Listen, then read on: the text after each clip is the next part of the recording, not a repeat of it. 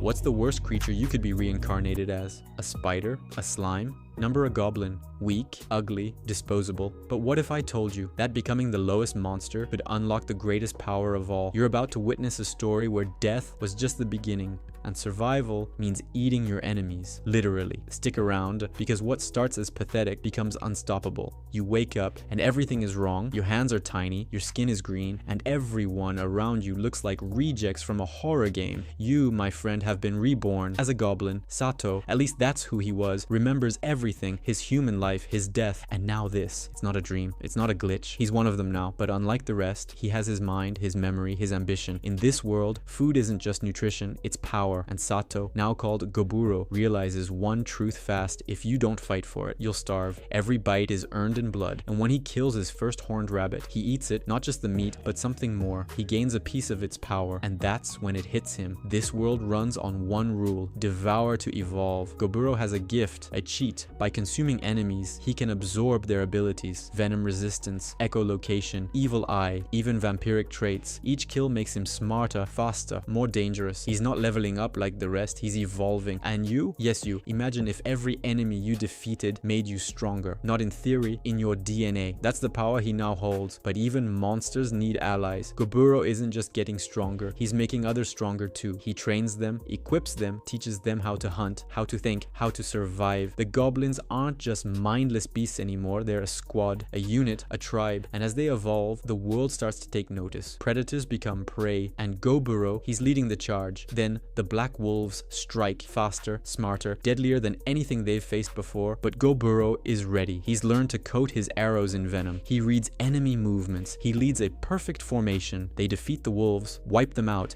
and in the wreckage, they find something new: hide armor, strategy, order. The goblins aren't prey anymore. They're becoming predators, and Goburo, he's not just surviving, he's commanding. But the world isn't all monsters. One day, while scavenging, they find humans, captured, helpless, and something stirs inside Goburo. He could walk away. It's not his problem, but he doesn't. He saves them. Maybe it's a flicker of his old humanity. Maybe it's the leader he's becoming. But it's clear now, he's not the same goblin who woke up in that cave. Only a month has passed, but Goburo and his team, they've ranked up, stronger, smarter, sharper, and Goburo knows he's not done. There are bigger monsters, stronger enemies, and deeper powers to uncover. But now, he's not just surviving for himself, he's building a future, a tribe, maybe even a civilization. You came here expecting a story about a weak goblin, right? But this is something more. This is the story of the most unlikely evolution, the best comeback you never saw coming, because sometimes being born weak is exactly what makes you unstoppable. So if you were dropped into a world where only the strong survive, would you adapt or get eaten? One morning, Dogi wakes him with tragic news. One of their own has taken poison. He gave up on this cruel world. Gobru and Gobi give the fallen a quiet memorial, a rare moment of peace in a world ruled by strength. Soon after, a new threat arrives, not monsters, but fellow goblins. Hopkin and Habzato, veterans from the previous generation, return to the village. Tensions explode. Hopkin challenges the new goblins, mocking Gobru and his companions as weaklings. A duel is proposed. No weapons, just raw strength. Gobru steps forward. The fight is over almost instantly. Gobru uses spider silk, a power he gained by devouring a spider demon, and traps Hopkin with ease. Habsato, impressed, yields. Gobru becomes the leader of the village, but power brings responsibility. Soon after, 5 human women are brought to the village, survivors of a caravan massacre. Hopkin sees them as breeding stock, but Gobru refuses to allow such brutality. He declares the women under his protection. Among them are a smith, an appraiser, 2 cooks, and a fiery redhead named Alyssa, a rookie warrior. Gobru feeds them, earns their trust, and assigns them roles within the village.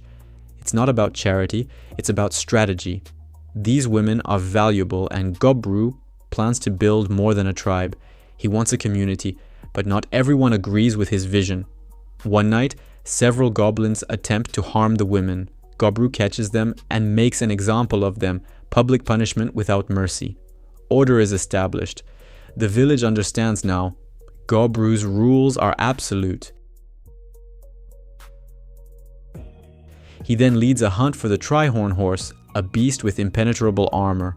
With the help of Gobkichi and Gab, Gobru defeats the monster and absorbs new abilities like triple thrust and quick healing.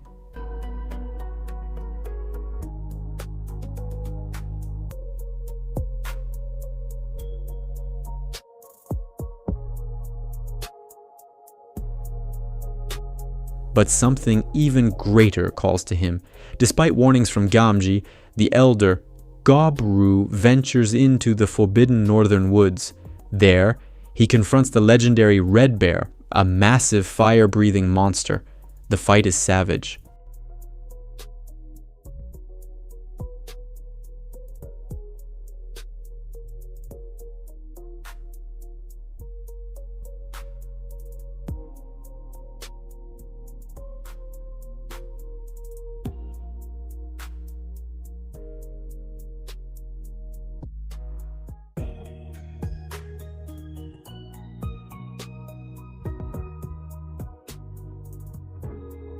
Gobru loses his arm but refuses to quit.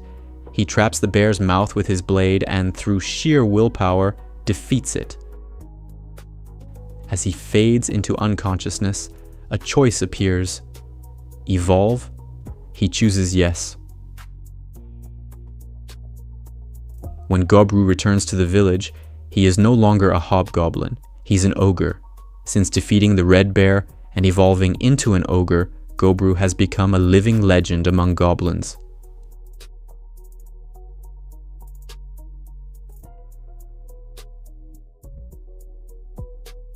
One quiet afternoon, Skoro, one of the human girls, rushes to Gobru in a panic.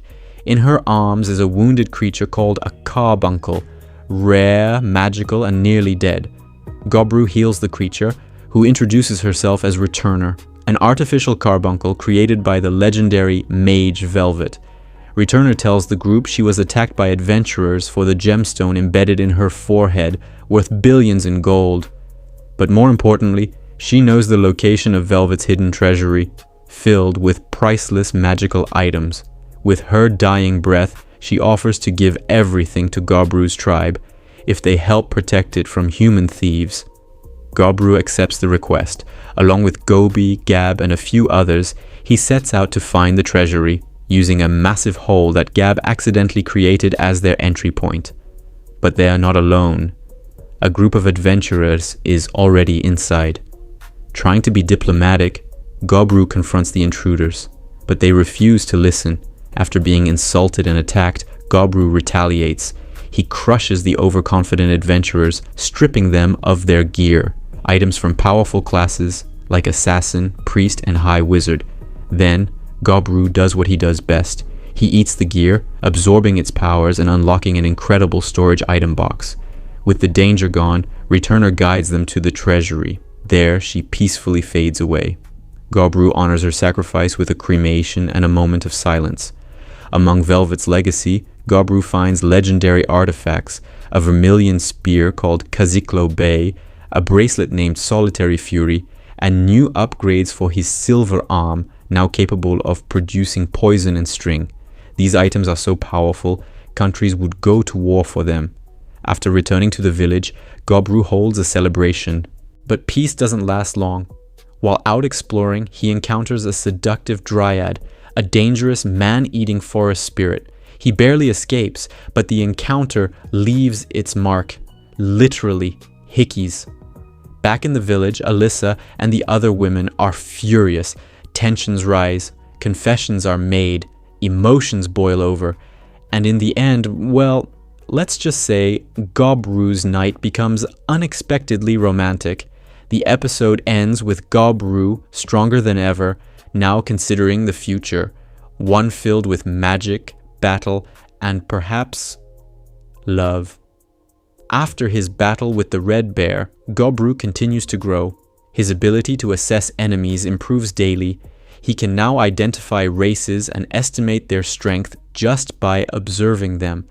While hunting with Gab, they encounter a group of arrogant elves led by the smug Zinfus. The elves want Gobru's tribe to act as their private security, claiming humans are coming to steal their treasure. Gobru, naturally suspicious, refuses their offer. especially when he catches their hidden archers in ambush positions. With his legendary spear Kaziklube, Gobru sends a crystal clear message: don't mess with the ogre. The next day, while hunting grey slimes, Gobru gains new abilities like auto-replication and fluid regeneration. He even creates special clothing infused with his blood that allows remote communication. But then, the elves return, this time to attack. Led again by Zinfus, they demand revenge for their bruised pride. Gobru, calm as ever, makes them fight in individual battles. Out of 23 invading elves, 6 were defeated, all of them male. Gobru admits he arranged the matchups to avoid harming the beautiful elven women. Those who lost became prisoners. Even those who won had to surrender weapons and magic items. Meanwhile, Gobkichi returns from training with a stunning transformation. His skin dark red and iron hard, blessed by the demigods of flame and war. He challenges Gobru to a sparring match, and though Gobkichi fights fiercely, Gobru still wins. But one thing is clear: Gobkichi is now a true rival. Elsewhere, Habsi evolves into a half-spell lord, overflowing with mana and itching to test her magic. Her potential is massive, and Gobru rewards her and other newly evolved hobgoblins with enchanted equipment. Not everyone can keep up though. Some older goblins feel left behind and choose to leave the village. Gobru lets them go peacefully, even gifting them high-quality weapons as parting gifts. That same day, Gobru eats the corpse of a dead human tamer and gains a powerful new ability, monster taming. With this, he turns enemies into allies, taming a tri-horn horse, a grey bear, and even the alpha of a black wolf pack, which becomes the human girl's bodyguard. The surprises don't stop there. Alyssa, the red-haired warrior girl, defeats 3 kobolds on her own and evolves into a Nosfera, a vampire-like class that requires her to eat monsters to survive. Then chaos strikes again. Skeletons attack the forest. Gobru and his team, including Gobi and Gab, hold the line. Eventually, they discover the enemy is a greater skeleton, a guardian awakened when kobolds accidentally dug into Velvet's treasury again. With the skeletons defeated, the kobolds surrender to Gobru, calling him "my lord" and offering their loyalty. The goblin village continues to grow, and so does Gobru's power. One evolution, one battle, one follower at a time. While hunting with Gokun, Gobru stumbles upon a group of 12 armed humans. He follows them silently and overhears their plan to kidnap the daughter of an elf noble. Worse, one of the elves has leaked her location. Soon after, the girl, Sa's daughter, appears. Gobru intervenes and saves her from the ambush. She's no ordinary elf, she's a high elf, and even Gobru is surprised by her beauty and the wings she can't fully control yet. He escorts her to her home village. When they arrive, the elf king, her father, thanks Gobru, but Gobru makes it clear he didn't save her out of kindness. He wants something in return: information. In exchange, the elves send him a treasure trove of magic items and Myralis-type equipment. While visiting, Gobru learns more about the elves' situation. Their elite troops have been missing for nearly 20 days, and with the human army moving into the Queued Forest, war is inevitable. They ask for Gobru's help. Back in the Goblin village, more of his allies evolve. Alyssa, the red-haired girl, becomes a Dampier variant, gaining ice magic and a magic eye that can paralyze enemies. Ganha Hanyu evolves into a half-bloody lord, able to weaponize tattoos, and Habsi and others also continue climbing in power. To unify communication between species, Gobru hands out ear cuffs to kobolds and elves, despite it going against elven custom. This gesture helps build mutual respect. Meanwhile, Gobru trains his new soldiers by sparring them against enhanced skeletons made from the lesser undead plant. Even elves with mithril weapons can't easily defeat them.